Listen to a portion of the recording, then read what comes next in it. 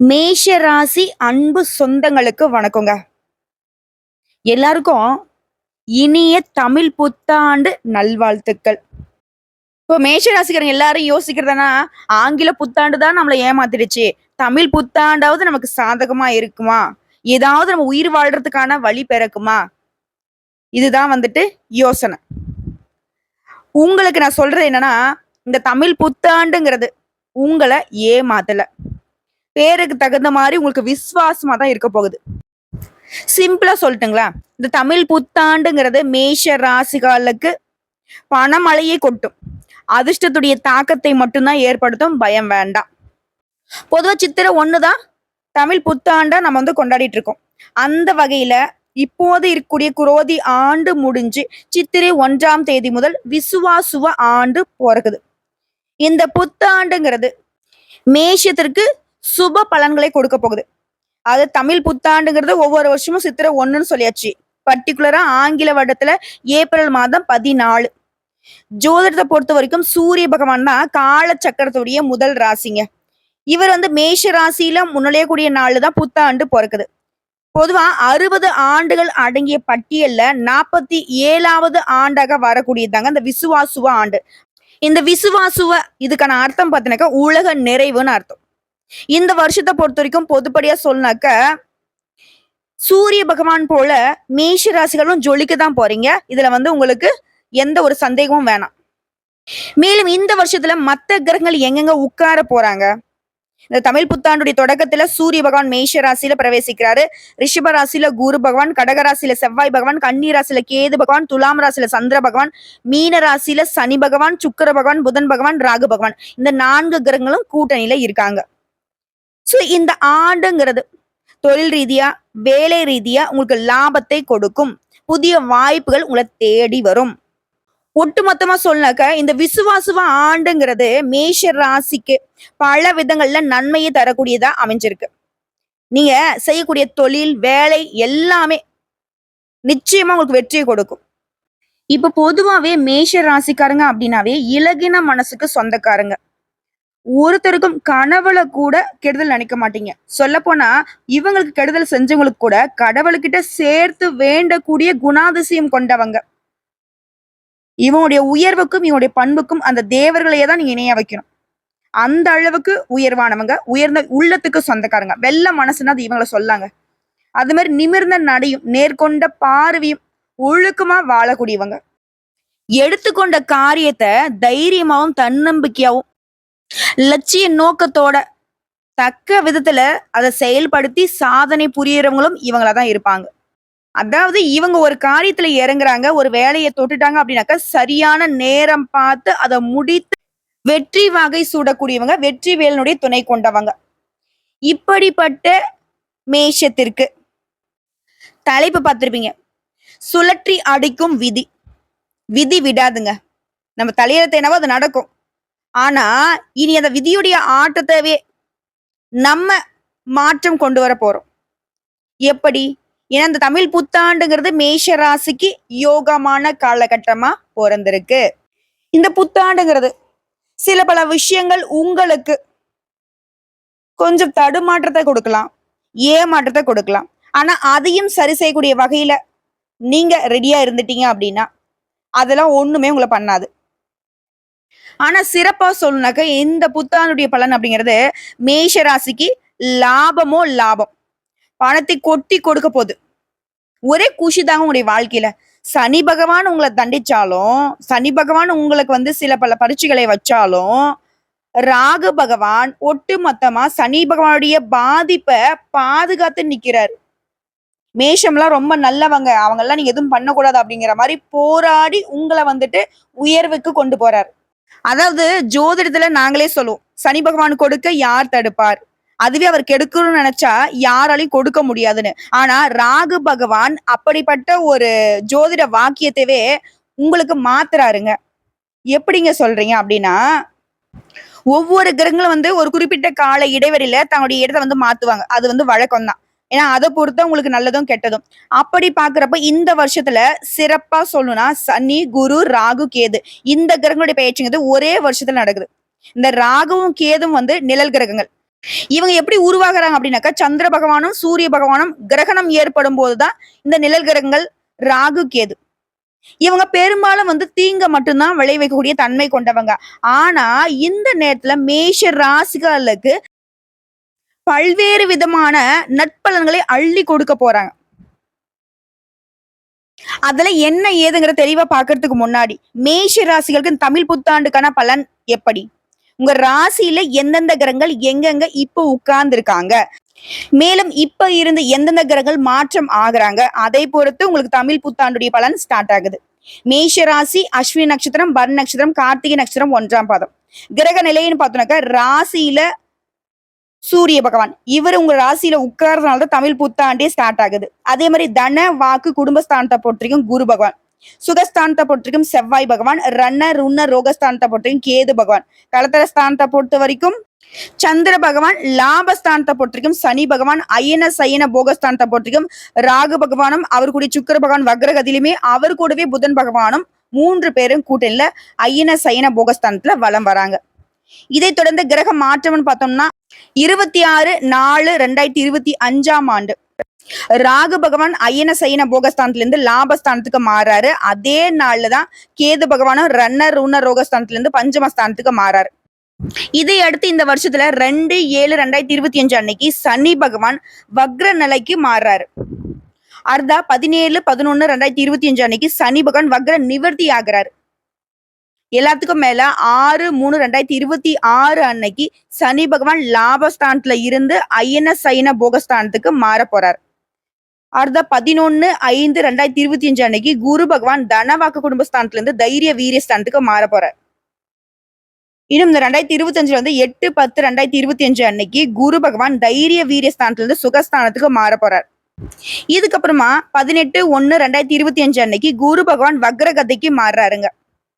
அடுத்த 21/12/2025 இந்த வருஷத்துடைய கடைசி மாதத்துல வக்ர நிலையில் இருக்கக்கூடிய குரு பகவான் சுகஸ்தானத்துல இருந்து தைரிய வீரியஸ்தானத்துக்கு மாற்றமாகிறாரு. அடுத்த அவரே 17/3/2026 அன்னைக்கு குரு பகவான் வக்ர நிவர்த்தியும் ஆகிறாரு.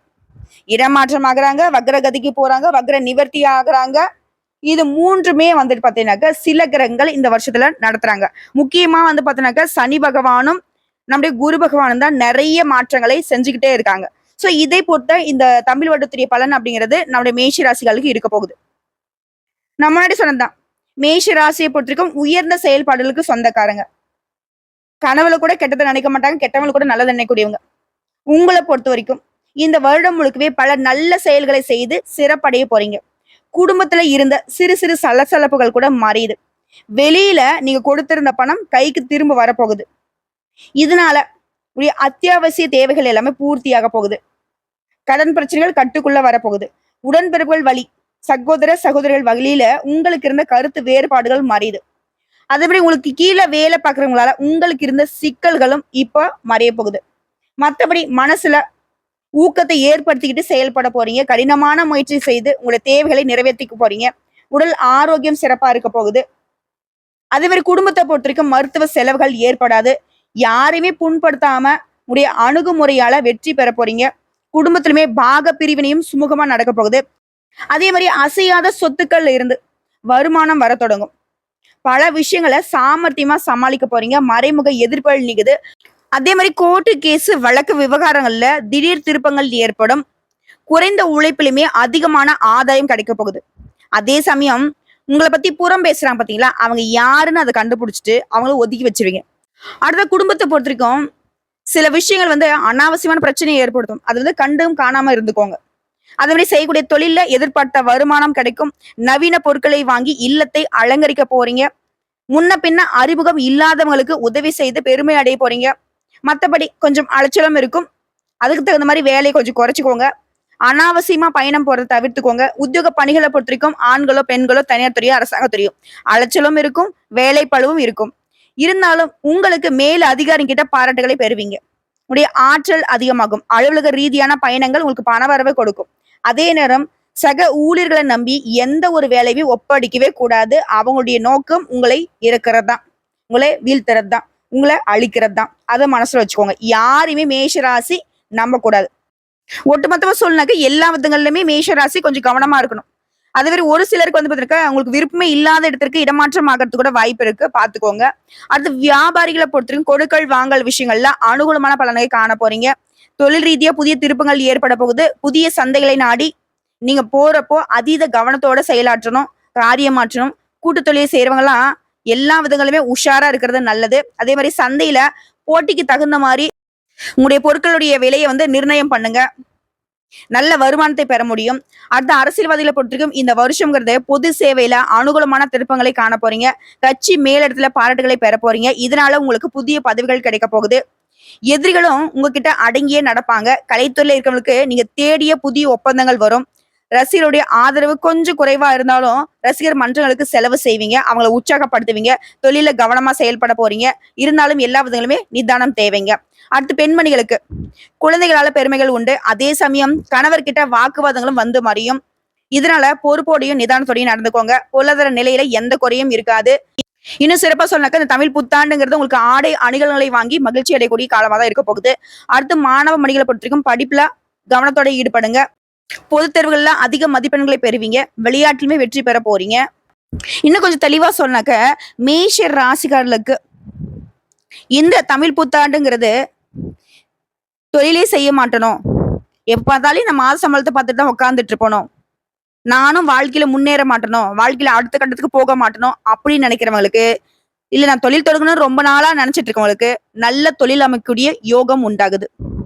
அதே மாதிரி குழந்தைகளை பத்தின கவலை எல்லாமே, குழப்பங்கள் எல்லாமே இப்ப நீங்க போகுது. குழந்தைகள் வந்து நல்லா படிப்பாங்க, நல்ல மதிப்பெண்களை எடுப்பாங்க, விரும்பிய துறைகள்ல அவங்களுக்கு இடம் கிடைக்கும். புதுசா கார் வாங்கக்கூடிய யோகம் உண்டாகுது. அதே மாதிரி சொத்து பிரச்சனை நிறைய வீட்டுல இருந்திருக்கும், அதெல்லாம் இப்ப உங்களுக்கு சாதகமா முடிஞ்சு வரப்போகுது. உடன்பிறப்புகள் கிட்ட பேசாம கூட இருந்திருப்பீங்க.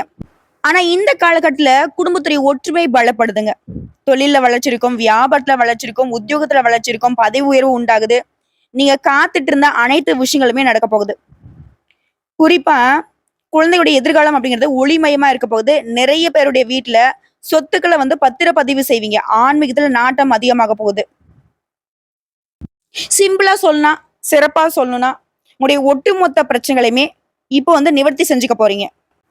அதாவது ஏப்ரல் மாதம் 14ஆம் தேதியிலிருந்து மேஷ ராசிகளுடைய வாழ்க்கை அப்படிங்கிறது, இந்த புத்தாண்டுடைய தொடக்கம்ங்கிறது இனி உங்களுக்கு ஒவ்வொரு நாளுமே திருநாளாக தாங்க இருக்க போகுது. இந்த விசுவாச தமிழ் புத்தாண்டுங்கிறது மேஷத்திற்கு ஒட்டுமொத்த அதிர்ஷ்டத்துடைய அடையாளமா உங்களை மாத்தி வைக்குது.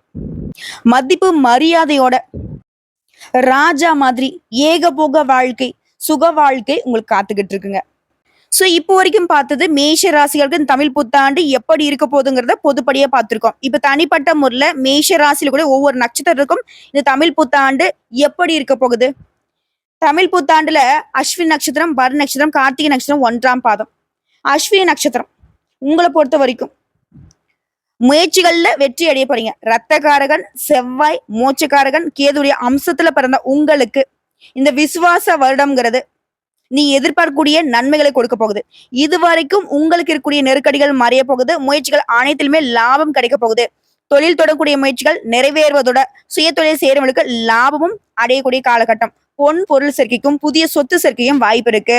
இதுவே ஒருத்தர் கீழே வேலை பாக்குறீங்க, மாத சம்பளம் வாங்குறீங்க, தனியார் துறையோ அரசாங்கத்துறையோ இல்ல கூலி வேலை செய்தாலும் சரிங்க, விரும்பிய இடத்திற்கு இடமாற்றம், பதவி உயர்வு கிடைக்கும். முன்னேற்றம் தரக்கூடிய ஆண்டாக தான் இந்த மாதம் உங்களுக்கு வரப்போகுது. இந்த நேரத்தை பொறுத்த வரைக்கும் சனி பகவானுடைய சஞ்சாரமும் உங்களுக்கு யோகமான ஆண்டாதான் இப்ப இருக்கு. தொழில் வியாபாரத்துல அமோகமான வருமானம் கிடைக்கும். சமுதாயத்துல அந்தஸ்து உயரும். அரசியல்வாதிகளுக்கு எதிர்பார்த்த பொறுப்புகளும் பதவிகளும் வந்து சேரும். இதை தொடர்ந்து ராகுகேதுடைய சஞ்சாரம், இவங்களும் உங்களுக்கு வந்து வியாபாரத்துல இருந்த போட்டிகள் எதிர்ப்புகளை விலக்கி வைக்கிறாங்க. உடல்நிலையை சீராக மாத்துறாங்க. கோர்ட்டு கேஸ் வழக்கு விவகாரங்களை சாதகமா மாத்தி கொடுக்குறாங்க. குறிப்பா உங்களுடைய செல்வாக்கு உயரப்போகுது. அடுத்த குருவுடைய சஞ்சாரம் இந்த வருடம் முழுக்கவே பொருளாதாரத்துல உயர்வை உண்டாக்குறாரு. உடல்நிலையில் இருந்து வந்த சங்கடங்களை தீர்க்கிறதோட உங்களுடைய அந்தஸ்தையும் உயர்த்தி வைக்கிறாரு. குடும்பத்துல முன்னேற்றம், பொன் பொருள் சேர்க்கை, மன நிம்மதியை கொடுக்கிறாரு. இது வரைக்கும் வேலை, வியாபாரம், குடும்பம் எல்லாத்திலுமே இருந்த அந்த பிரச்சனைகளை மறைய வைக்கிறாரு. அடுத்த சூரிய பகவானுடைய சஞ்சாரம், இவரை பொறுத்த வரைக்கும் நீங்க எதிர்பார்த்த உயர்வை கொடுக்கிறாரு. அரசு வழி செயல்பாடுகள்ல இருந்த தடைகளை விலக்கி வைக்கிறாரு. அரசு ஊழியர்களுக்கும் சரி, அரசியல்வாதிகளுக்கும் சரி எதிர்பார்ப்புகள் நிறைவேறுது. இதுவரைக்கும் இருந்த சங்கடங்களுக்கு முடிவு வருது.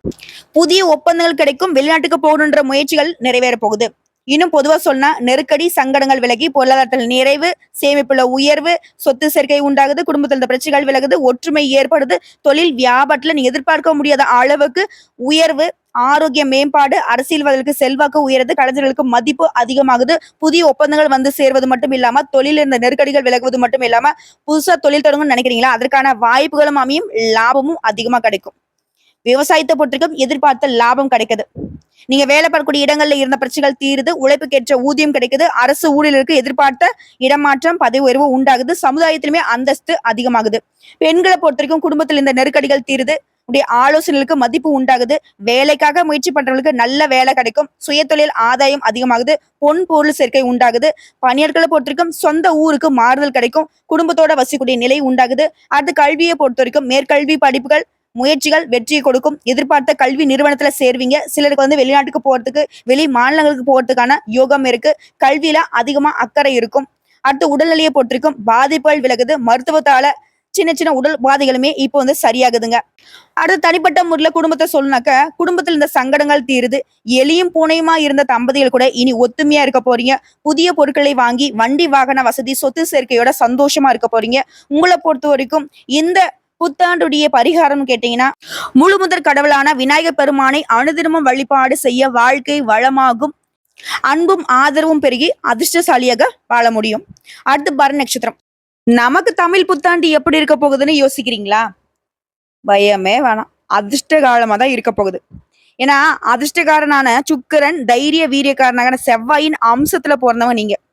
உங்களுக்கு இந்த பிறந்திருக்கக்கூடிய விசுவாச வருடம்ங்கிறது எதிர்பார்ப்புகள் நிறைவேறும், கடந்த கால நெருக்கடிகள் விலக போகுது, அந்தஸ்து உயர போகுது, செல்வாக்கு ஏற்பட போகுது, பணவரவு அதிகரிக்க போகுது, உற்சாகமா செயல்பட போறீங்க, புதிய பொறுப்புகள் உங்களை வந்து சேரப்போகுது, வாழ்க்கை வளமா இருக்க போகுது, இடம் வாங்குவீங்க, வண்டி வாகனம் வாங்கக்கூடிய வெளிநாடுக்கு போகக்கூடிய யோகம் இருக்கு, வேலை தேடுறவங்களுக்கு நல்ல வேலை கிடைக்கும், கலைத்துறையில இருக்கிறவங்களுக்கு புதிய ஒப்பந்தங்கள் கிடைக்கும், தொழில முன்னேற்றம், தொழில லாபம் கிடைக்கும், எடுத்த செயல்பாடுகள்ல வெற்றி. இந்த மாதிரி அதிர்ஷ்டம் தரக்கூடிய காலமா தான் இந்த தமிழ் புத்தாண்டு உங்களுக்கு இருக்க போகுது.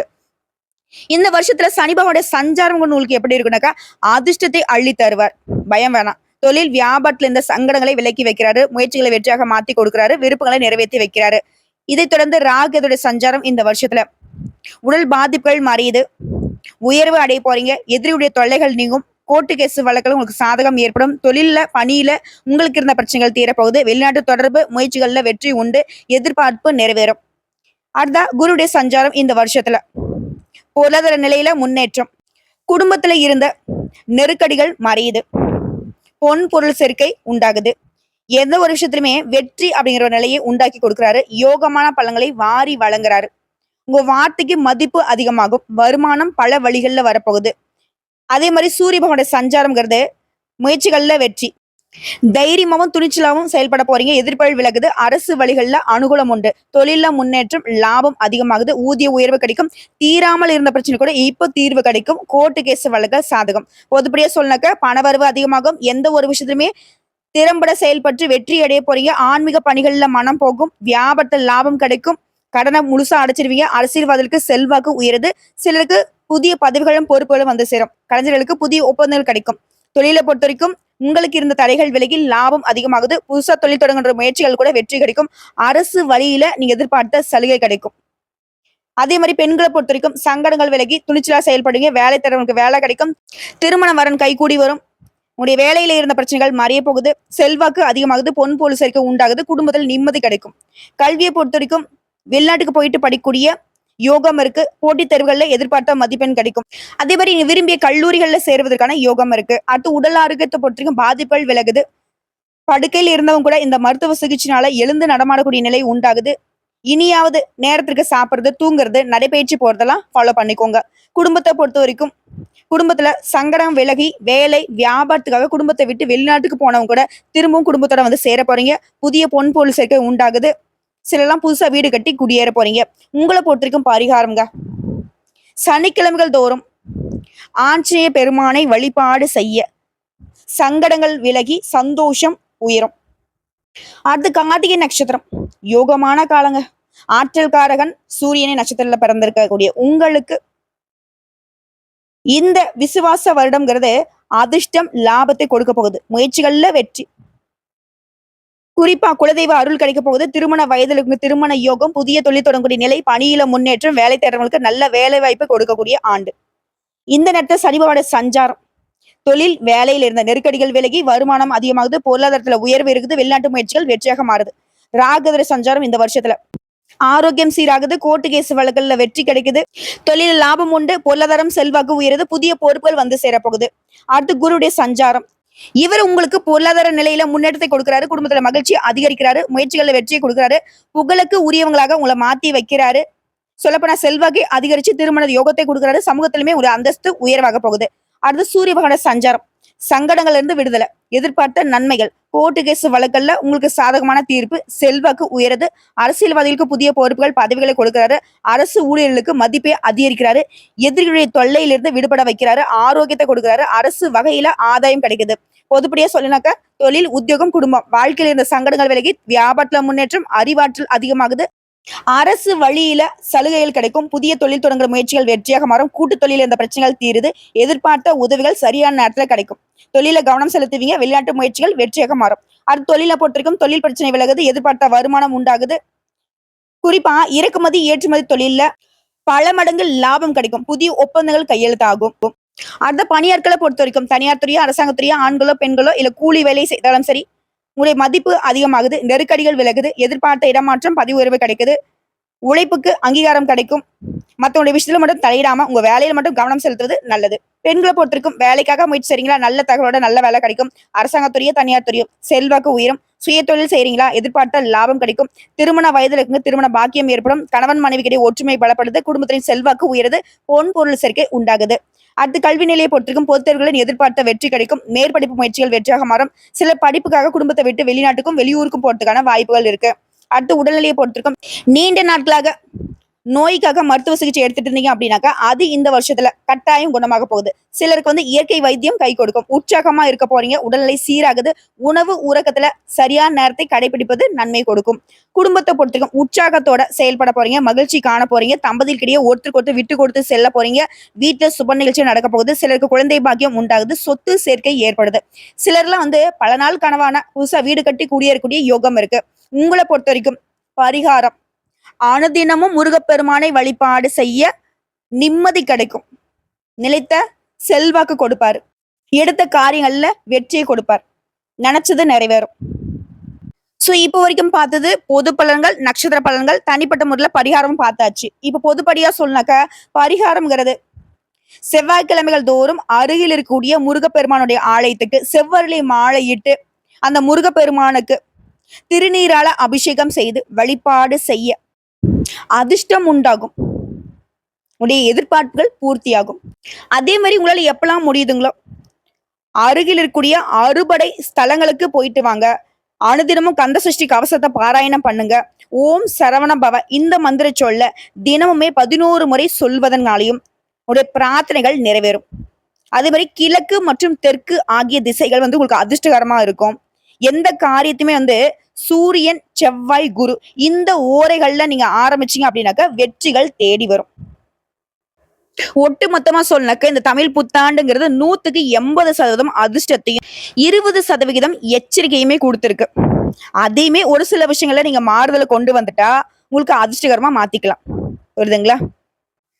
எந்த ஒரு கவலையும் இல்லாத அருமையான அற்புதமான ஆண்டுதான் இந்த தமிழ் புத்தாண்டு மேஷ ராசிக்கு. திரும்பவும் சொல்லிக்கிறேங்க, இனிய தமிழ் புத்தாண்டு நல்வாழ்த்துக்கள். மேஷம் வாழ்க வளர்க, வளமுடன் நலமுடன். இந்த வீடியோ பதிவு உங்களுக்கு பிடிச்சதுனாக்க நம்ம வீடியோக்கு ஒரு லைக் பண்ணுங்க.